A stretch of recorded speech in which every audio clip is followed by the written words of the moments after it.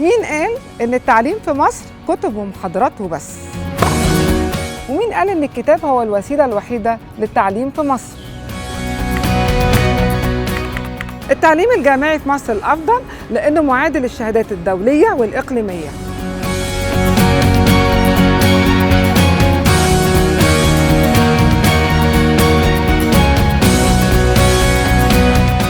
الأوفر والأقل تكلفة عالمية.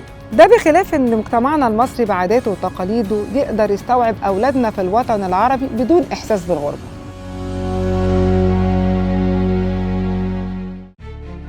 أنا الدكتورة رندا رزق، أستاذ الإعلام التربوي بجامعة القاهرة والملحق الثقافي المصري ورئيس البعثة التعليمية سابقا بدولة قطر الشقيقة ودولة كازاخستان ووسط آسيا. وبعد ما أنهيت مهمتي القومية كملحق ثقافي مصري سابق، لقيت إن عليا مهمة وطنية مهم جدا إن أنا أقوم بيها في نشر ثقافة التعليم المصري على مستوى الوطن العربي. وأيضا كأم مصرية مهمومة موجودة للرد على كل استفساراتكم الخاصة بالتعليم في مصر. إديوشو مستشارك التعليمي الافتراضي. إديوشو التعليم أسلوب حياة. إديوشو أول منصة تفاعلية لخدمة أبناء الوطن العربي في التعليم.